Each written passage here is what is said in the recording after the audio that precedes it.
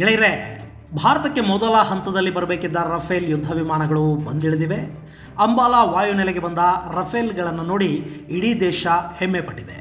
ರಾಜಕೀಯವನ್ನು ಹೊರತುಪಡಿಸಿದರೆ ಈ ರಫೇಲ್ಗಳು ಭಾರತೀಯ ವಾಯುಪಡೆಗೆ ಶಕ್ತಿಯನ್ನು ತುಂಬುವುದರಲ್ಲಿ ಅನುಮಾನ ಇಲ್ಲ.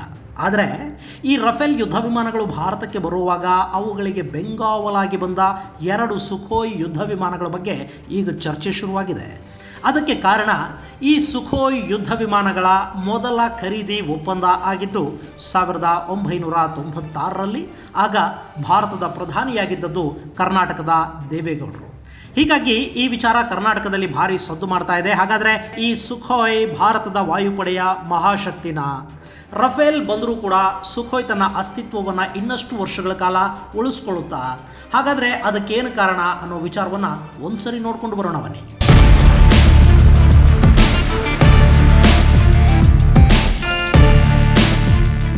ಗೆಳೆಯರೆ, ಸುಖೋಯ್ Su-30 ಇದು ಭಾರತದ ವಾಯುಪಡೆಯ ಬತ್ತಳಿಕೆಯಲ್ಲಿರುವ ಬ್ರಹ್ಮಾಸ್ತ್ರ. ಯಾಕೆಂದರೆ ಈ 4ನೇ ತಲೆಮಾರಿನ ಯುದ್ಧ ವಿಮಾನಗಳಿಗೆ ಬ್ರಹ್ಮೋಸ್ ಕ್ಷಿಪಣಿಗಳನ್ನು ಅಳವಡಿಸಿ ಅವುಗಳನ್ನು ಏರ್ ಟು ಸರ್ಫೇಸ್ ಉಡಾಯಿಸಿಬಿಡಬಹುದು. ಅಂಥ ತಂತ್ರಜ್ಞಾನವನ್ನು ಭಾರತೀಯ ವಾಯುಪಡೆಗಳು ಮಾಡಿಕೊಂಡಿವೆ. ಇಂಥ 40 ಯುದ್ಧ ವಿಮಾನಗಳು ಬ್ರಹ್ಮೋಸನ್ನು ಹೊತ್ತೊಯ್ಯೋದಕ್ಕೆ ಸಿದ್ಧವಾಗಿವೆ. ಅಲ್ಲದೆ ನಮ್ಮ ವಾಯುಪಡೆಯಲ್ಲಿ ಈಗಾಗಲೇ ಸುಖೋಯ್ ಆಧಿಪತ್ಯವನ್ನು ಸ್ಥಾಪಿಸಿದ್ದು ಒಟ್ಟು 272 ಸುಖೋಯ್ ಯುದ್ಧ ವಿಮಾನಗಳಿವೆ. ಆ ಪೈಕಿ 260 ಯುದ್ಧ ವಿಮಾನಗಳು ಆಕ್ಟಿವ್ ಆಗಿವೆ. ಈಗ 12 ಸುಖೋಯ್ Su-30 ಯುದ್ಧ ವಿಮಾನಗಳನ್ನು ಹೊಸದಾಗಿ ಖರೀದಿ ಮಾಡೋದಕ್ಕೆ ಭಾರತ ಸರ್ಕಾರ ಮುಂದಾಗಿದೆ. ಸದ್ಯಕ್ಕೆ ನಮ್ಮ ವಾಯುಪಡೆಯಲ್ಲಿ ಅತ್ಯಧಿಕ ಏರ್ಕ್ರಾಫ್ಟ್ಗಳು ಅಂತ ಇರೋದು ಸುಖೋಯ್ Su-30ಗಳೇ. ಅವುಗಳನ್ನು ಹೊರತುಪಡಿಸಿದರೆ 51 MiG-21 ಬೈಸನ್ಗಳಿವೆ, 118 ಜಾಗ್ವಾರ್ಗಳಿವೆ, MiG-29 65 ವಿಮಾನಗಳಿದ್ದರೆ ಇನ್ನು 24 ವಿಮಾನಗಳನ್ನು ಆರ್ಡರ್ ಮಾಡಲಾಗಿದೆ. ಹಾಗೆಯೇ ಮಿರಾಜ್ ಯುದ್ಧ ವಿಮಾನಗಳ ಸಂಖ್ಯೆ 45 ಇದ್ದು HAL ನಿರ್ಮಿತ ತೇಜಸ್ 17 ಯುದ್ಧ ವಿಮಾನಗಳಿವೆ. ಅದರ ಜೊತೆಗೆ ಈಗ 5 ರಫೇಲ್ ಯುದ್ಧ ವಿಮಾನಗಳು ಸೇರ್ಪಡೆಯಾಗಿವೆ. ಇವು ವಾಯುಪಡೆಯಲ್ಲಿರುವ ಯುದ್ಧ ವಿಮಾನಗಳ ಮಾಹಿತಿ. ಸೊ ಇದನ್ನು ನಾವು ಗಮನಿಸಿದರೆ ಒಟ್ಟು ಯುದ್ಧ ವಿಮಾನಗಳ ಪೈಕಿ ಅರ್ಧಕ್ಕಿಂತಲೂ ಹೆಚ್ಚು ಸುಖೋಯ್ Su-30 ಯುದ್ಧ ವಿಮಾನಗಳೇ ಇವೆ. ಅಂದಹಾಗೆ ಈ ಸುಖೋಯ್ನ ಪಯಣ ಆರಂಭವಾಗಿದ್ದು 1995ರಿಂದ. ಆದರೆ ಅದಕ್ಕೆ ಅಧಿಕೃತ ಮುದ್ರೆ ಅಂತ ಬಿದ್ದು ಇಲ್ಲಿ ಸುಮಾರು $1.46 ಬಿಲಿಯನ್ ಒಪ್ಪಂದ ಆಗಿದ್ದು 1996ರ ನವೆಂಬರ್ 30ನೇ ತಾರೀಕು. ಅವತ್ತು ಈ ದೇಶದ ಪ್ರಧಾನಿಯಾಗಿದ್ದವರು HD ದೇವೇಗೌಡ. ಈ ಒಪ್ಪಂದದ ಪ್ರಕಾರ 50 ಸುಖೋಯ್ ಯುದ್ಧ ವಿಮಾನಗಳಿಗೆ ಆರ್ಡರ್ ಮಾಡಲಾಯಿತು. 1997ರ ಜುಲೈ 1ನೇ ತಾರೀಕಿನ ಹೊತ್ತಿಗೆ ಸುಖೋಯ್ ಯುದ್ಧ ವಿಮಾನ ಭಾರತದ ವಾಯುಪಡೆಗೆ ಸೇರ್ಪಡೆಯಾಗೇ ಬಿಡ್ತು. ಆನಂತರ 2000ನೇ ಇಸ್ವಿಲಿ ಅವತ್ತಿನ ಪ್ರಧಾನಿ ಅಟಲ್ ಬಿಹಾರಿ ವಾಜಪೇಯಿ 140 ಸುಖೋಯ್ Su-30 ಯುದ್ಧ ವಿಮಾನಗಳ ಖರೀದಿಗೆ ಒಪ್ಪಂದ ಮಾಡಿಕೊಂಡ್ರು. ಹಾಗೆಯೇ 2007ರಲ್ಲಿ ಮನಮೋಹನ್ ಸಿಂಗ್ ಅವರ ಸರ್ಕಾರ 40 ಸುಖೋಯ್ಗಳನ್ನು ಖರೀದಿ ಮಾಡಿತು. ಅಲ್ಲಿಗೆ ಸುಖೋಯ್ ಯುದ್ಧ ವಿಮಾನಗಳ ಬಲ 230 ಆಯಿತು.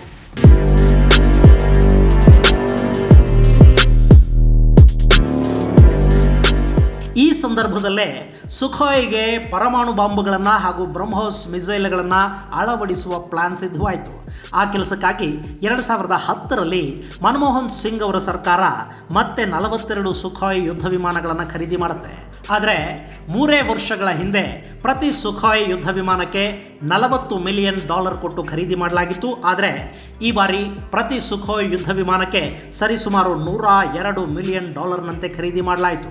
ಅಂದರೆ ಸುಮಾರು $6,20,00,000 ಹೆಚ್ಚುವರಿ ಹಣವನ್ನು ಕೊಡಲಾಯಿತು.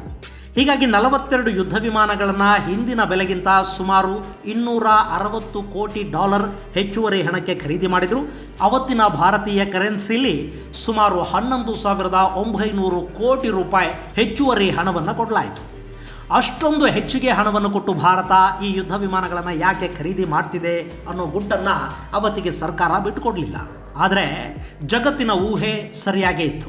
2010ರಲ್ಲಿ ತರಿಸ್ಕೊಂಡ ಸುಖೋಯ್ಗಳು ಆಧುನೀಕರಣಗೊಂಡಿದ್ವು, ಮಾಡಿಫೈಡ್ ಯುದ್ಧ ವಿಮಾನಗಳಾಗಿದ್ವು.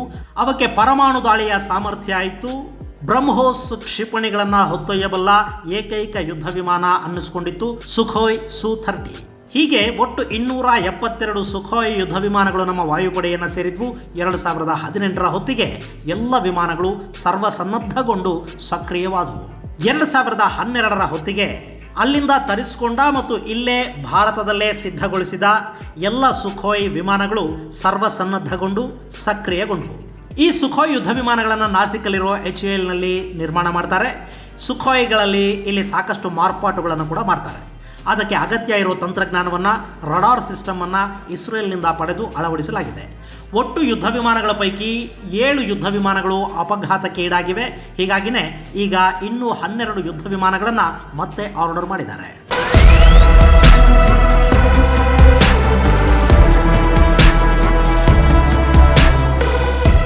ಗೆಳೆಯರೆ, ಈ ಸುಖಾಯ್ ಯುದ್ಧ ವಿಮಾನಗಳು ಮಲ್ಟಿರೋಲ್ ಕಾಂಬ್ಯಾಕ್ಟ್ ಏರ್ಕ್ರಾಫ್ಟ್ಗಳಾಗಿದ್ದು 2 ಇಂಜಿನ್ ಅನ್ನು ಹೊಂದಿವೆ. ಸುಖಾಯ್ 2120 ಮೀಟರ್ ವೇಗವನ್ನು ಮುಟ್ಟಬಲ್ಲ ಸಾಮರ್ಥ್ಯವನ್ನು ಹೊಂದಿದೆ. ಹಾಗೆಯೇ ಇವು ಒಟ್ಟು 38,000 kgಯಷ್ಟು ಭಾರವನ್ನು 56,800 ಅಡಿಗಳಷ್ಟು ಎತ್ತರಕ್ಕೆ ಕೊಂಡೊಯ್ಯಬಲ್ಲ ಶಕ್ತಿಯನ್ನು ಹೊಂದಿವೆ. ಸದ್ಯಕ್ಕೆ ಭಾರತದ ಬಳಿ ಇರೋ ಸುಖಾಯ್ ರಷ್ಯಾ ಹಾಗೂ ಚೀನಾದ ಬಳಿ ಇರೋ ಸುಖಾಯ್ಗಳಿಗಿಂತಲೂ ಅತ್ಯಾಧುನಿಕ ಅನ್ನಿಸ್ಕೊಂಡಿವೆ. ಈ ಸುಖಾಯ್ ಯುದ್ಧ ವಿಮಾನ ಈಗಾಗಲೇ ಸಾಕಷ್ಟು ಬಾರಿ ಜಂಟಿ ಸಮರಾಭ್ಯಾಸಗಳಲ್ಲಿ ಕೂಡ ಪಾಲ್ಗೊಂಡಿದೆ.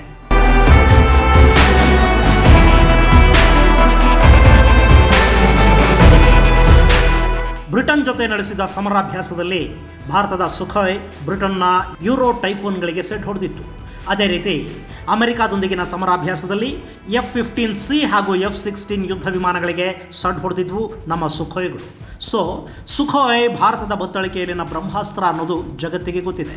ಅಲ್ಲದೆ ಇವತ್ತು ಭಾರತದಲ್ಲಿರುವ ಸುಖೋಯ್ ಯುದ್ಧ ವಿಮಾನಗಳ ರಡಾರ್ ವ್ಯವಸ್ಥೆಯ ಬಗ್ಗೆ ರಷ್ಯಾಗೆ ಕೂಡ ಸರಿಯಾಗಿ ಗೊತ್ತಿಲ್ಲ ಮತ್ತು ಆ ಬಗ್ಗೆ ಭಾರತೀಯ ವಾಯುಪಡೆ ಯಾರಿಗೂ ಸಣ್ಣ ಸುಳಿವನ್ನು ಕೂಡ ಬಿಟ್ಟುಕೊಡ್ತಿಲ್ಲ. ಇಲ್ಲಿಯವರೆಗೆ ನಡೆದಿರೋ ಸಾಕಷ್ಟು ಜಂಟಿ ಸಮರಾಭ್ಯಾಸಗಳಲ್ಲಿ ಕೂಡ ಈ ಯುದ್ಧ ವಿಮಾನಗಳಲ್ಲಿನ ರಡಾರ್ ವ್ಯವಸ್ಥೆಯನ್ನು ಆಕ್ಟಿವ್ ಮಾಡಿಲ್ಲ. ಸೊ ಸುಖೋಯ್ನ ಸಂಪೂರ್ಣ ಬಲ ಏನು ಅನ್ನೋದು ವಿರೋಧಿಗಳಿಗಿರಲಿ, ನಮ್ಮ ಮಿತ್ರ ರಾಷ್ಟ್ರಗಳಿಗೆ ಕೂಡ ಸರಿಯಾಗಿ ಅರ್ಥ ಆಗಿಲ್ಲ.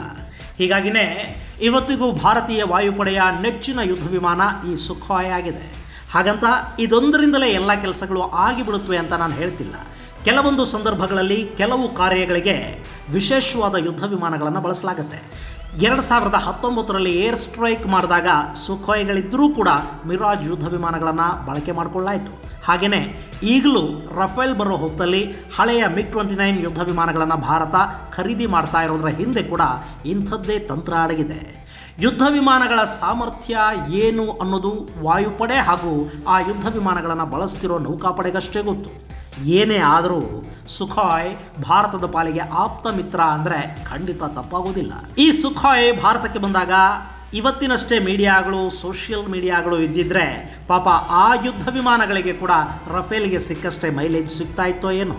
ಆದರೆ ಅವತ್ತಿನ ಪರಿಸ್ಥಿತಿಗೂ ಇವತ್ತಿನ ಪರಿಸ್ಥಿತಿಗೂ ಅಜಗಜಾಂತರ ವ್ಯತ್ಯಾಸ ಇದೆ.